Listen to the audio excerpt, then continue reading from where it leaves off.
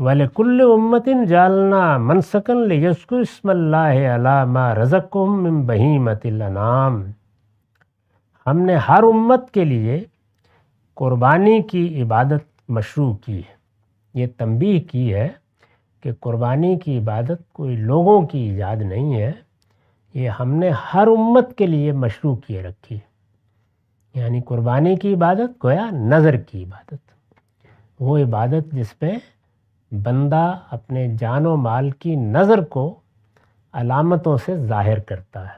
اس کے لیے جانور ذبح کیا جائے، ناخن تراشنے سے انسان اپنے آپ کو اور بال کاٹنے سے روک لے خاص مدت تک، اور پھر اس تصور میں رہے کہ میں نے اپنے آپ کو اس پروردگار کی نظر کیا ہوا ہے۔ اس کے گھر پہنچ جائے تو وہاں پھیرے لگا کے اس نظر کے جذبے کا اظہار کرے۔ اسی طرح سے جتنے مناسک ہیں وہ سب مناسک گویا قربانی ہی ہے، قربانی کی یا نظر کی مختلف صورتیں ہیں۔ قربانی کا مطلب ہے اللہ کا تقرب، تو یہ اللہ تعالیٰ کے تقرب کا منتہائے کمال ہے کہ بندہ اپنے آپ کو، اپنے جان و مال کو اس کے حضور نظر کے لیے پیش کرے۔ اس لحاظ سے یہ سب آداب مقرر کیے گئے ہیں یا شاعر مقرر کیے گئے ہیں۔ تو یہاں تنبیہ کی ہے کہ ہم نے ہر امت کے لیے قربانی کی عبادت مشروع کی ہے، یعنی یہ کوئی نئی چیز نہیں ہے، لوگوں کی ایجاد نہیں ہے۔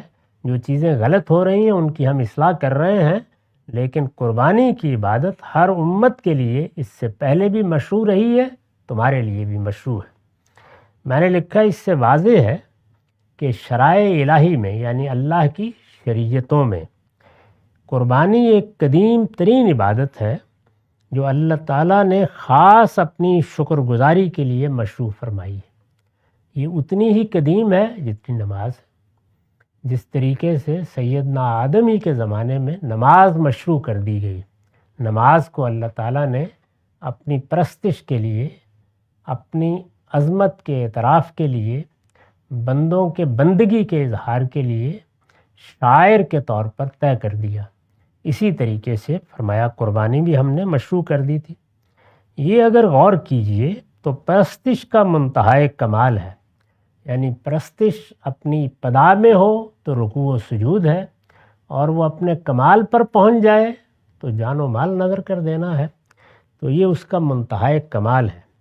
یہ اگر غور کیجئے تو پرستش کا منتہائے کمال ہے اپنا اور اپنے جانور کا منہ قبلے کی طرف کر کے بسم اللہ واللہ اکبر کہہ کر ہم اپنے جانوروں کو قیام یا سجدے کی حالت میں اس احساس کے ساتھ اپنے پروردگار کی نظر کر دیتے ہیں کہ یہ در حقیقت ہم اپنے آپ کو اس کی نظر کر رہے ہیں۔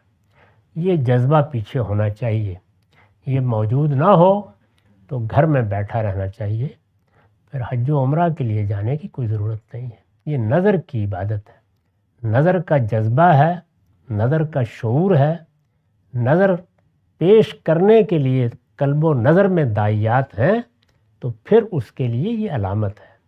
تو اگر حقیقت موجود ہے تو علامت بڑی چیز ہے، اور اگر حقیقت موجود نہیں ہے تو علامت بے معنی ہے۔ اسی طرح کا معاملہ باقی عبادات کا ہے۔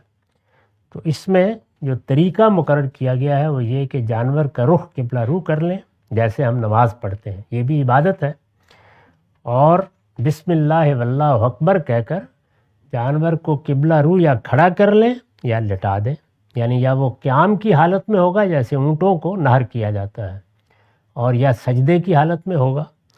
تو اس طریقے سے ان جانوروں کو ذبح کیا جاتا ہے تاکہ ہم ان کو اپنی نظر کی علامت بنا کے اپنے پروردگار کی خوشنودی حاصل کریں۔ ہم اپنے جانوروں کو قیام یا سجدے کی حالت میں اس احساس کے ساتھ اپنے پروردگار کی نظر کر دیتے ہیں کہ در حقیقت ہم اپنے آپ کو اس کی نظر کر رہے ہیں۔ یہی نظر اسلام کی حقیقت ہے۔ یعنی اسلام کیا ہے؟ اسلام کا مطلب ہے اپنے آپ کو سرنڈر کر دینا، اپنے آپ کو حوالے کر دینا۔ اسلمت لرب العالمین، یہ الفاظ سیدنا ابراہیم نے کہے تھے، اسی سے لفظ اسلام ہے۔ میں نے اپنا آپ، اپنا وجود، اپنا باطن، اپنا ظاہر اپنے پروردگار کے حوالے کر دیا۔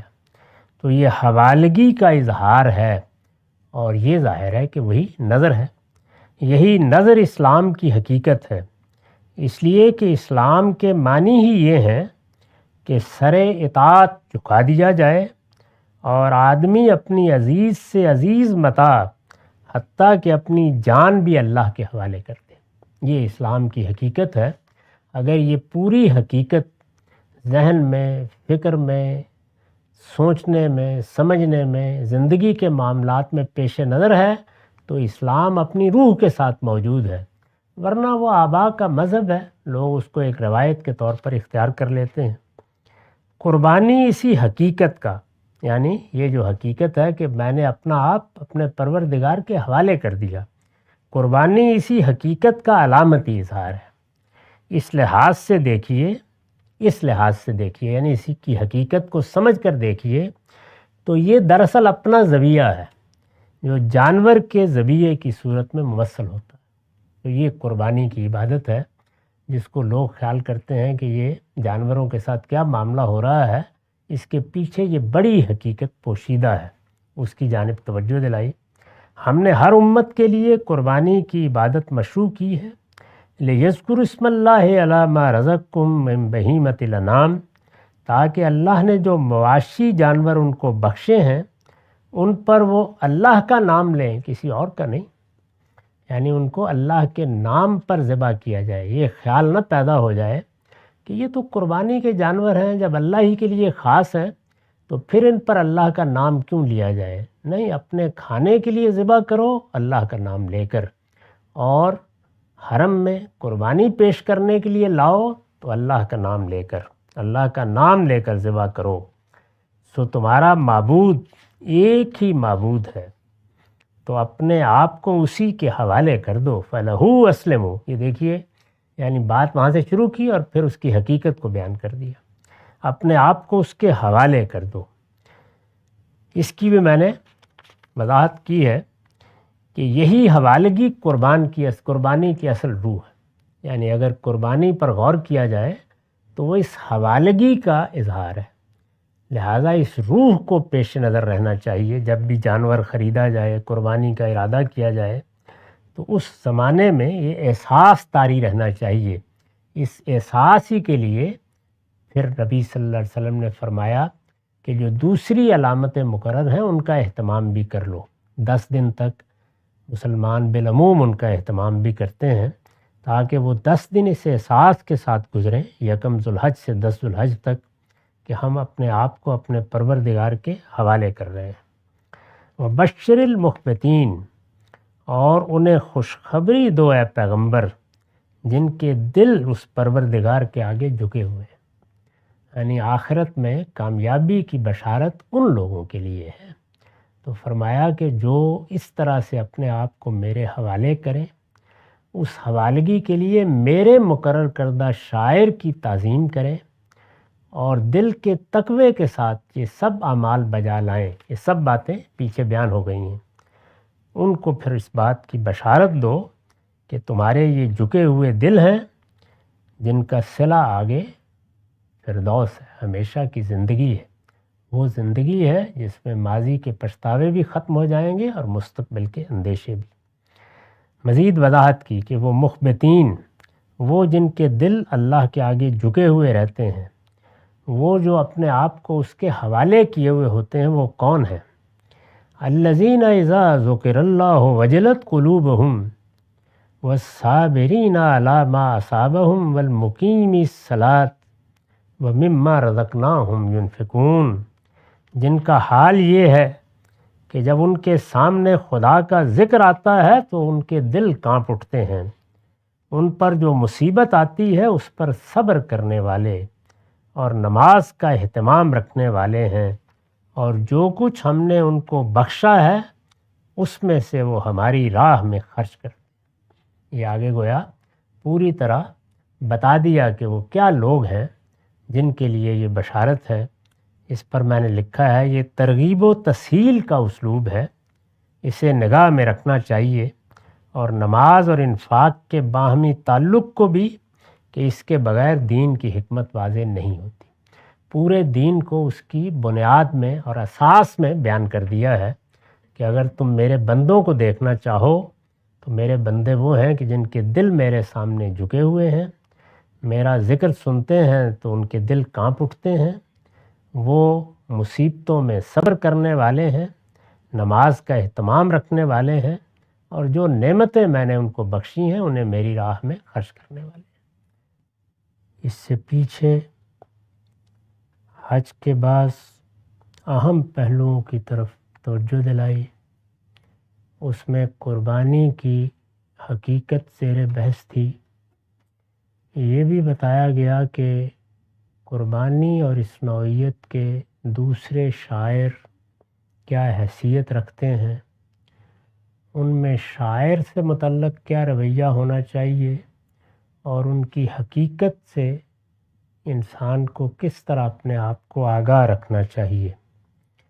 ان سب پہلوؤں کی طرف توجہ دلا کر آخر میں یہ بھی بتا دیا تھا کہ اللہ کے وہ بندے جو ان چیزوں کے ساتھ صحیح روح کو پیش نظر رکھ کے متعلق رہتے ہیں وہ کون ہیں۔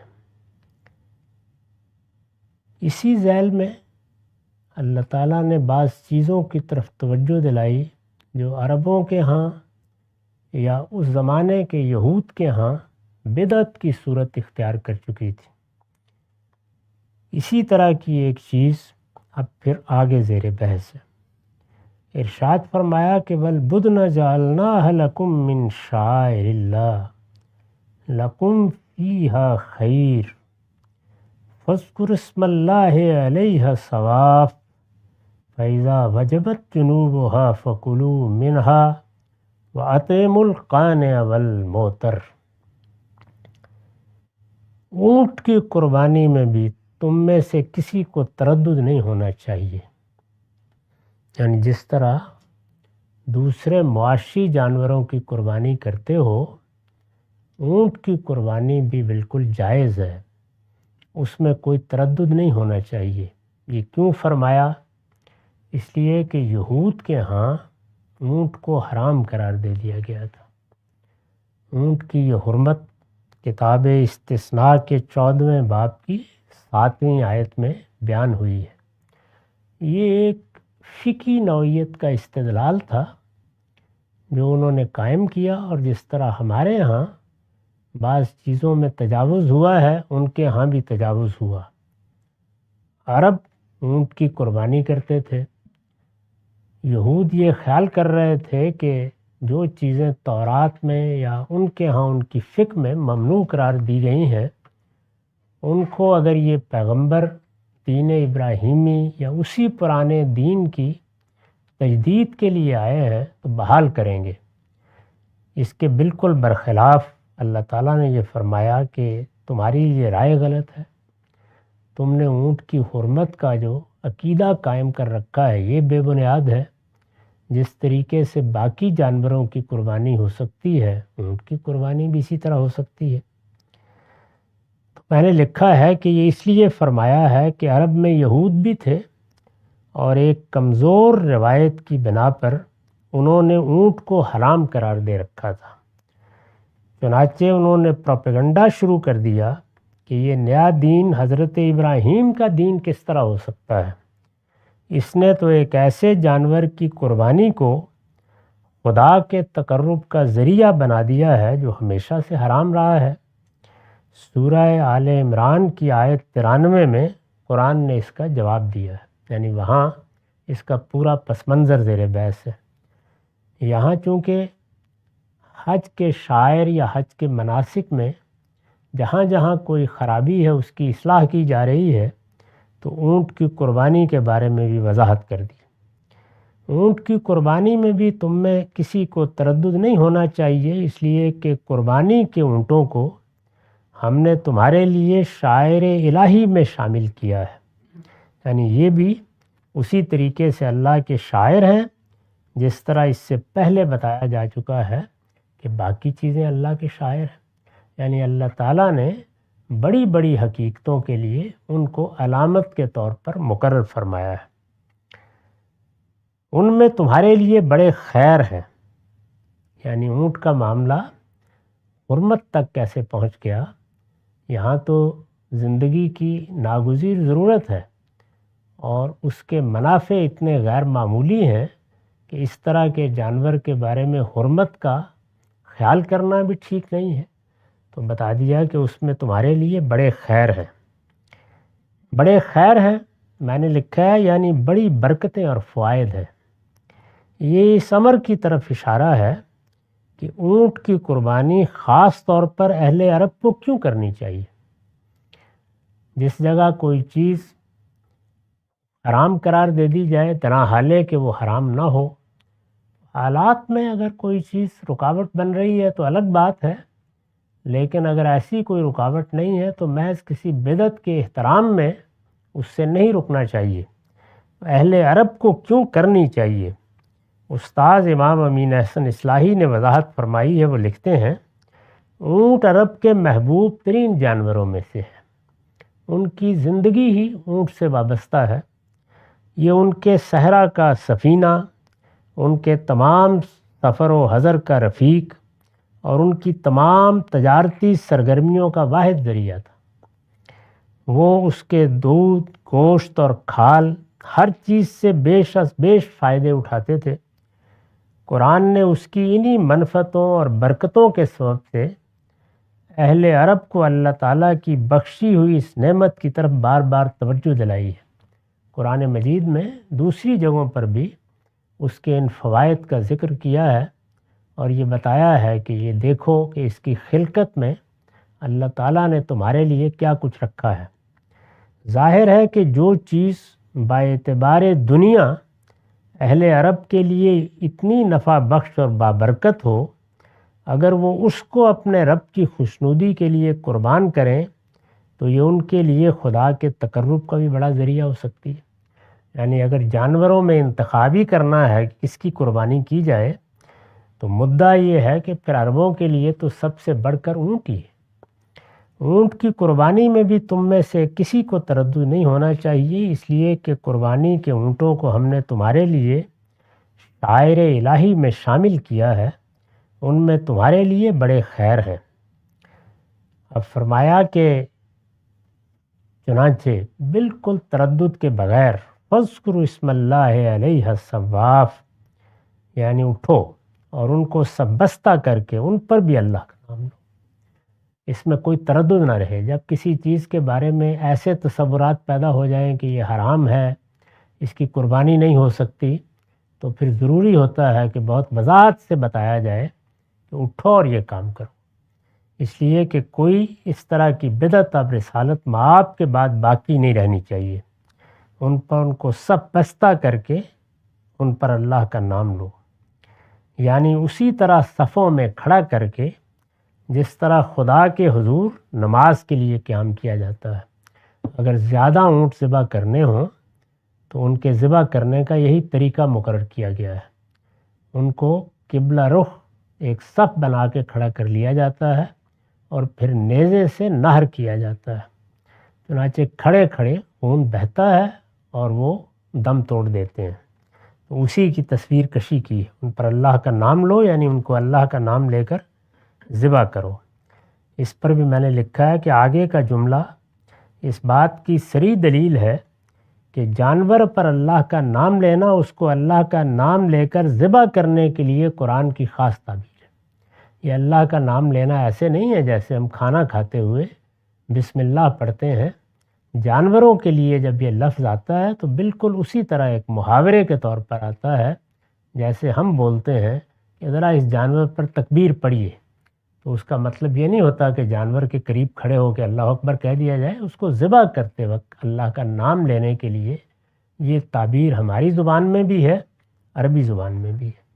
فَإِذَا وَجَبَتْ جُنُوبُهَا وَكُلُوا مِنْهَا وَأَطْعِمُوا الْقَانِعَ وَالْمُعْتَرَّ، فرمایا کہ پھر جب قربانی کے بعد وہ اپنے پہلوؤں پر گر پڑے، یعنی سجدہ ریز ہو جائے، جس وقت وہ گر پڑتے ہیں خون نکل جاتا ہے تو پھر ظاہر ہے کہ کھال اتاری جاتی ہے اور پھر قربانی کا گوشت تیار کیا جاتا ہے۔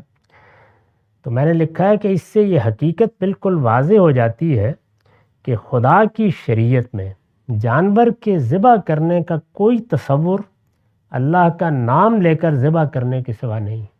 یعنی جانور کو ذبح کرنے کا مطلب ہی یہ ہے کہ انہیں اللہ کا نام لے کر ذبح کیا جائے.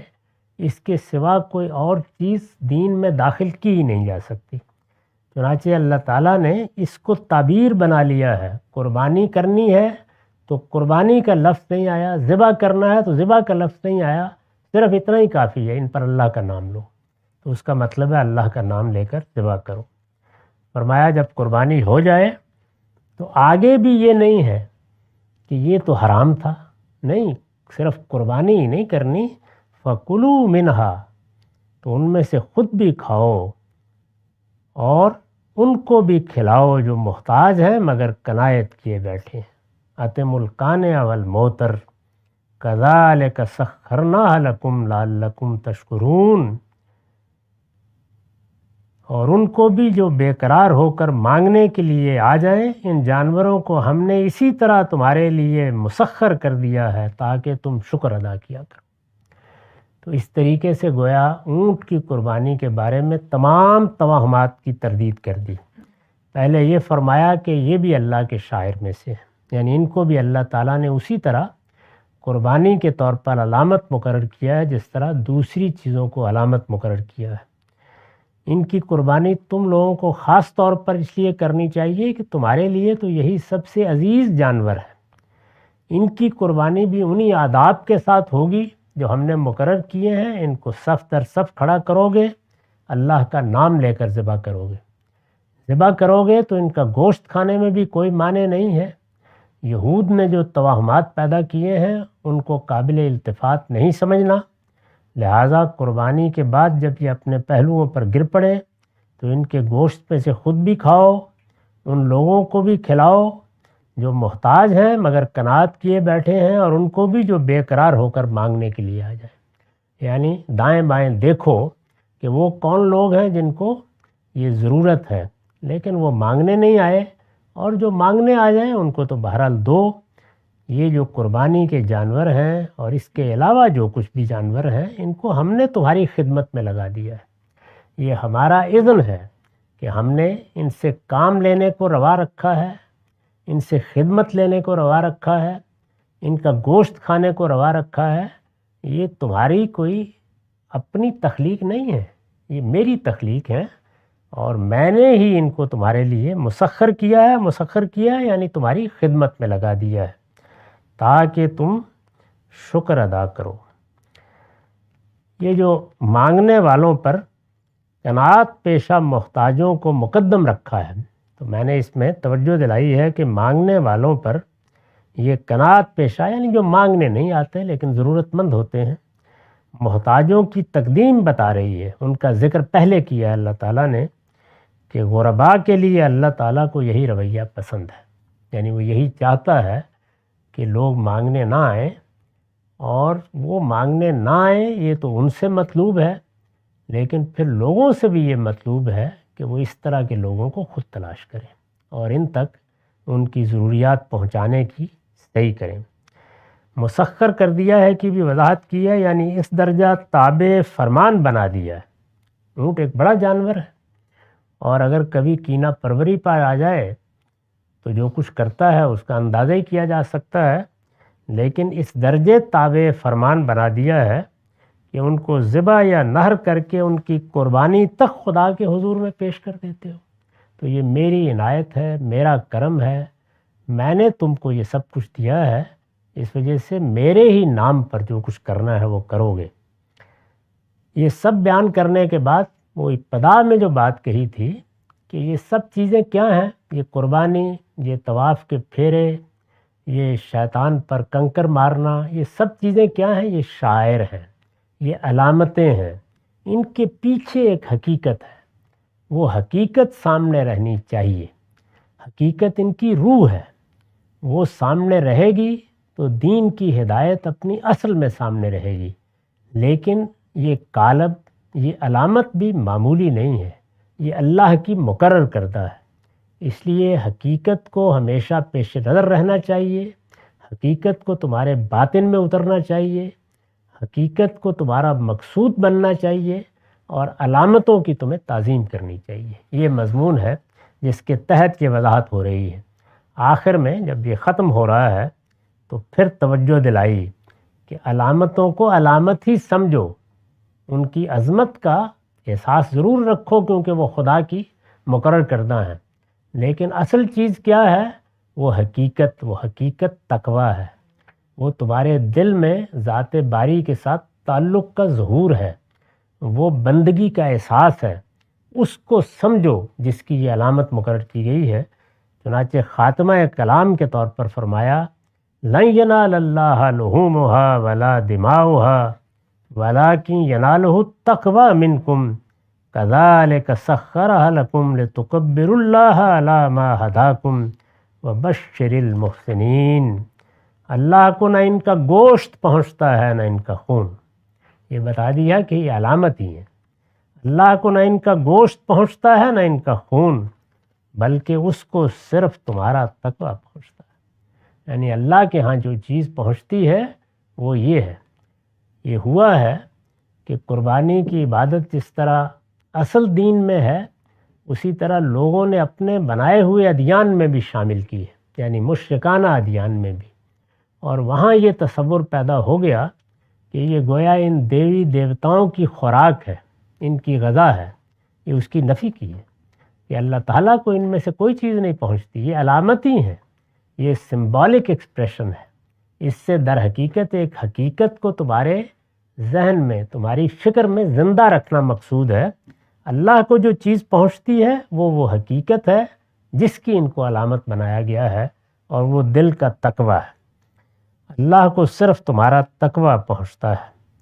میں نے لکھا ہے یہ قرآن نے آخر میں ان تمام تصورات کی تردید کر دی ہے جو مشرکین نے قربانی کی عبادت سے متعلق قائم کر رکھے تھے۔ یعنی دین میں جب شرک داخل ہوا، دیوی دیوتاؤں کے تصورات داخل ہوئے، تو جس طرح باقی عبادات کے معنی اور مفہوم میں تبدیلی ہوئی یا مقاصد میں تبدیلی ہوئی، اسی طرح سے قربانی کے بارے میں بھی بڑے غلط تصورات قائم ہوئے۔